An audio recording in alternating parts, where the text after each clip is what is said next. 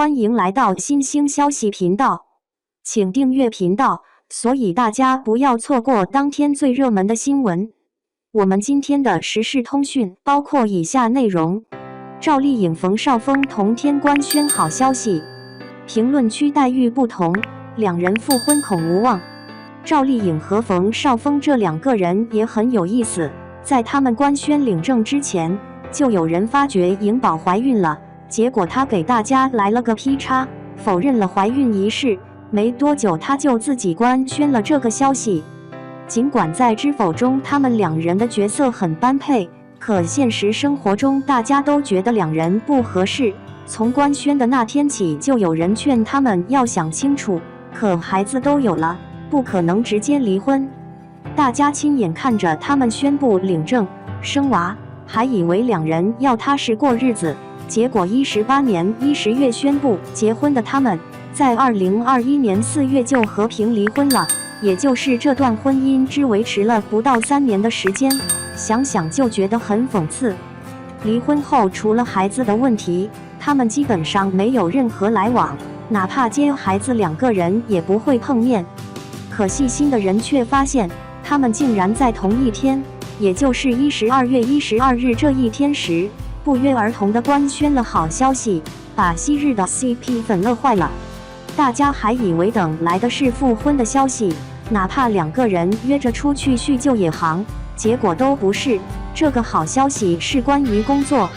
赵丽颖在这天宣布已经成立了个人工作室，这意味着以后她就是自己的老板了，想要拍什么戏自己决定，不需要再受到公司的压榨。而冯绍峰的话，在12号这一天官宣的是自己拍摄的《山河月明》将在今晚 CCTV8 开播。为了让更多人来捧场，他特意转发了 CCTV 的动态，给自己和该剧打 call。两个人同天官宣的好消息都与工作有关，事业粉应该很开心才对，可没想到评论区却待遇不同。赵丽颖评论区的留言就像是在应付世事的，不是说好可爱啊，就是说漂亮，感谢一路有你，点赞之类的，根本没有真心实意为他开工作室开心的人。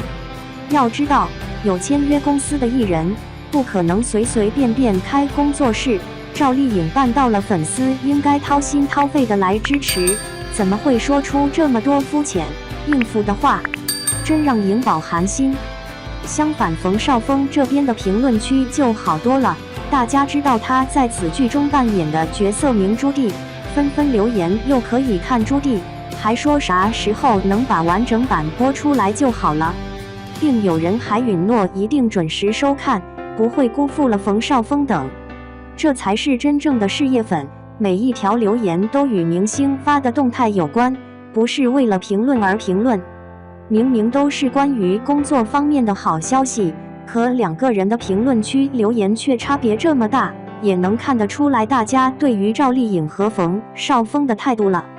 另外，大家根据两人这段时间的反应，感叹说两个复婚恐无望了。之所以会有这样的想法，一方面是因为他们离婚后相当避嫌，几乎没有过合体的时候。另一方面是赵丽颖已经重新找到了拼命三娘的感觉了，还开了工作，谁打算大展拳脚，把所有精力都扑在了工作上的女人，哪还有心思去想着复婚的事情？鉴于颖宝的这个重心分配，那些盼着他们复婚的人也就越来越没信心了。本身结婚、复婚就是人家自己的事情，我们即便再有想法，也无权去干涉人家，更没有必要去替人家下决定。赵丽颖和冯绍峰不是小孩子了，他们知道怎么做对儿子好，我们就理性的看待两个人的婚姻吧。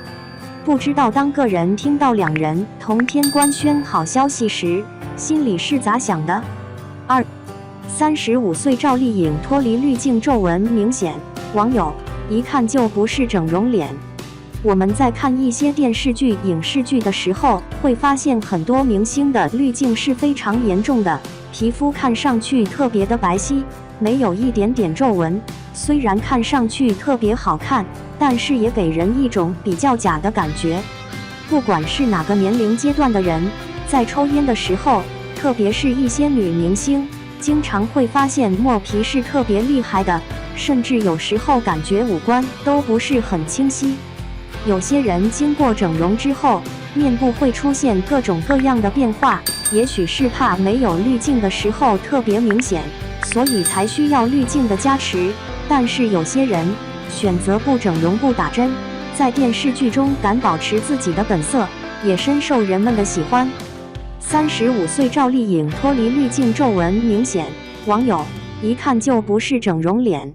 风吹半夏已经开播一段时间了，可以说在网络上的热度还是非常高的。这部剧的女主是赵丽颖，也深受人们的喜欢，因为演技和颜值都是可圈可点的。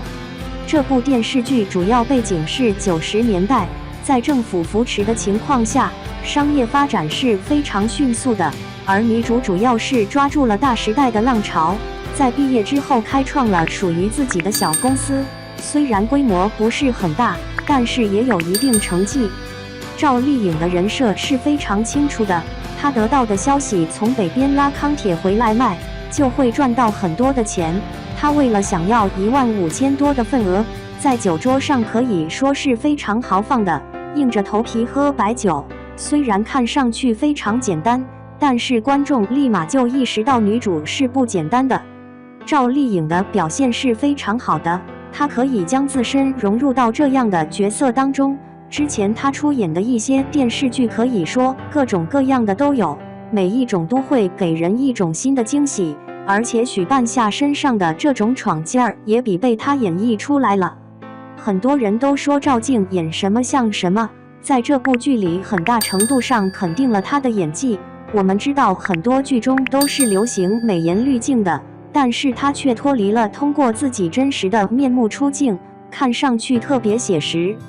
我们可以发现这部剧基本上不会安排什么滤镜，最常用的就是调色，因为画质看起来特别有年代感，而赵丽颖脸上的瑕疵也在没有滤镜的情况下一览无余。赵丽颖现在都35岁了，在饰演花千骨的时候，很多人都喜欢她圆圆的小脸，因为那时候她满脸上都是胶原蛋白。但想回到那种状态其实是不现实的，因为一个人保养太好也无法抵抗年龄的增长。现在她的脸部出现了脸颊凹陷的情况，虽然没有了早期那么可爱的样子，但是却更有成熟的女人味了。很多人表示她的脸一看就是没有整容，就是自然而然的样子。为了让自己更加符合角色，我们可以发现她其实是比以前稍微胖一点的，所以有时候看上去脸部线条并不是非常的流畅，因为她的颧骨比较突出。但是很多人都说这就是中年人该有的样子，是正常的现象。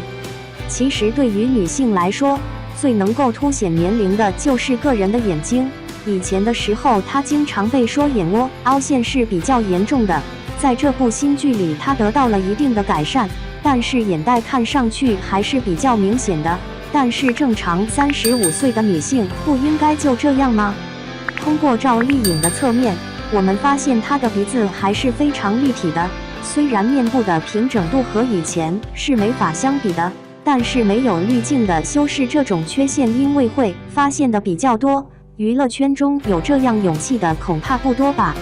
当她开始做一些表情的时候，我们就会发现她额头上会出现一些细纹，如果她需要使劲说话，由此来展现她的气势，所以嘴边的法令纹看上去也会比较严重。但是这就是中年时期应该有的样子，也得到了很多人的理解。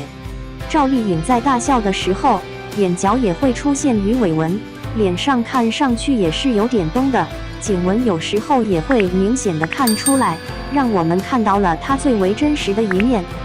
在这部电视剧，我们看不到她颜值上的优势，而且她的发型其实主要是为了突出角色，并不能够展现她圆脸的优势。她对于自己演的这部剧角色的认知是非常到位的，有好的演技才能够撑起来。